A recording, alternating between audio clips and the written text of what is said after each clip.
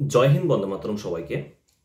আজকে একটা বিষয় নিয়ে আলোচনা করব, সেটা ভারতীয় রেলওয়ের এক কর্মচারীকে নিয়ে, যিনি চরম অমানবিকতার পরিচয় দিয়েছেন বর্তমানের এই পরিস্থিতিতে। কারণ আমরা বর্তমানের পরিস্থিতি জানি যে পাকিস্তান, যেটা জঙ্গিদের আতুরঘর যাকে আমরা বলে চিনি, প্রত্যেকটা ভারতবর্ষে যাকে আমরা চিনি এবং বিশ্বের অধিকাংশ দেশই চেনে, সেই জঙ্গির আতুরঘর থেকে দিনের পর দিন এভাবে ক্রমশ এই ভারতীয়দের ওপর এই রকম নির্বিচারে প্রাণে মেরে ফেলা এবং কি বলবো, মানে এক কথায় পাশবিকভাবে মেরে ফেলা, সেটা ধৈর্যের সীমা পেরিয়ে গেছে। তার জন্য ভারত সরকার যেভাবে পদক্ষেপ গ্রহণ করছে সেটাকে সত্যি আমরা সবাই কুর্নিশ জানাই।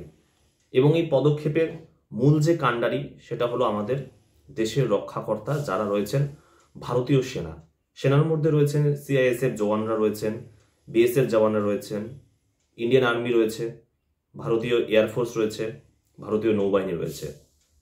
এবং আমরা প্রত্যেকেই জানি যে তাদের যে বর্তমানে ছুটি চলছে কিছু কিছু জওয়ানের, সেই ছুটি বাতিল করে দিয়ে তাদেরকে আবার পুনরায় কর্মস্থলে ফিরে আসার কথা বলা হয়েছে। কারণ যে কোনো মুহূর্তে যে কোনো কিছু হতে পারে, সবাই কিন্তু কর্মস্থলে ফিরে আসছেন।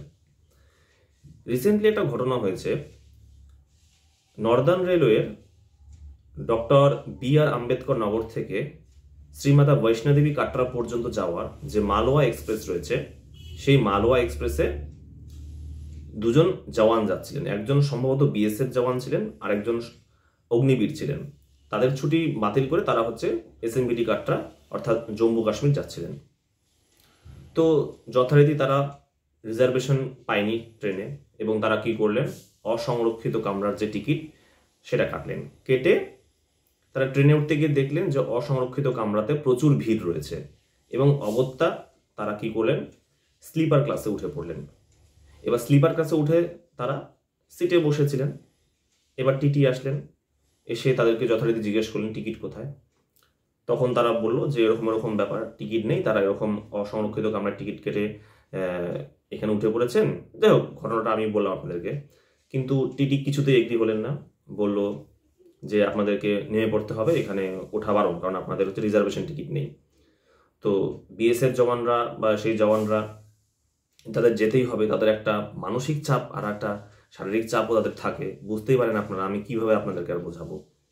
তো বিএসএফ জওয়ান এবং সে অগ্নিবীর বললেন যে আমরা পয়সা দিচ্ছি আপনাকে, তো আপনি আমাদেরকে টিকিট বানিয়ে দিন যাওয়ার কাটরা অবধি। তো কিছুতেই টিটি রাজি হলো না। উল্টো কি করলো, তাদের সঙ্গে বচসায় বেঁধে গিয়ে সেই জওয়ান দুজনকে ফাইন করলেন। ফাইন করে তারপরে কি করলেন, যে মাঝপথে যে ইন্টারমিডিয়েট স্টেশন রয়েছে সেখানে নামিয়ে দিলেন। ভাবুন তাহলে কতটা অমানবিক, এটা শুনে আপনার কি মনে হতে পারে। তারপরে বলি, তারপর নামিয়ে দিলেন। এরপর সেই বিএসএফ জওয়ানরা ক্ষুব্ধ হয়ে তখন রেলের জিআরপি বা আরপিএফ অফিসে তারা কমপ্লেন করেছে। এবার কমপ্লেন করার পরে সেই টিটির এগেনস্টে যে ভারতীয় রেলওয়ে বিভাগীয় তদন্ত শুরু করেছে এবং তাকে সাসপেন্ডও করা হয়েছে। এটা একটা যথাযথ, খুব একটা ভালো পদক্ষেপ করেছে ভারতীয় রেলওয়ে, এটা আমি জানি। আর তারপরে এই জিনিসটা আমাদের এটা মনে রাখতে হবে যে যখনই কোনো জওয়ান যাক, কোথাও যাক, কি ট্রেনে ভ্রমণ করুক, তাদেরকে অবশ্যই আমাদেরকে জায়গা ছেড়ে দিতে হবে প্রয়োজনে, কারণ তারা আমাদের দেশের রক্ষাকর্তা। এবং এই রকম যে অমানবিক আচরণ টিটির, সেটা সত্যি বরদাস্ত করা যায় না। টিটি তো সেদিন আসে না যেদিন নর্মাল মানুষেরা তাদের সেকেন্ড এসি বা 3 এসি বা স্লিপার ক্লাসে যখন যাতায়াত করে, যখন উত্তরপ্রদেশ বা বিহার দিয়ে ট্রেন গেলে, যখন সেখানকার লোকেরা যখন তাদের গা জোর খাটিয়ে যখন অন্যদের রিজার্ভেশন সিটে বসে পড়ে, তখন তো 139-এ কল করা সত্ত্বেও কোনো টিটি বা কোনো আরপিএফ কোনো কাউকে দেখা যায় না। অথচ আজকে একটা জওয়ানদেরকে উঠিয়ে দিল যে কিনা দেশের রক্ষাকর্তা। তাহলে কতটা নির্মম, কতটা পাশবিক এই টিটির মন, আপনারা ভাবতে পারেন।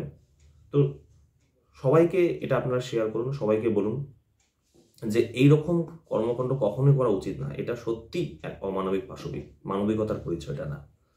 ধন্যবাদ সবাইকে।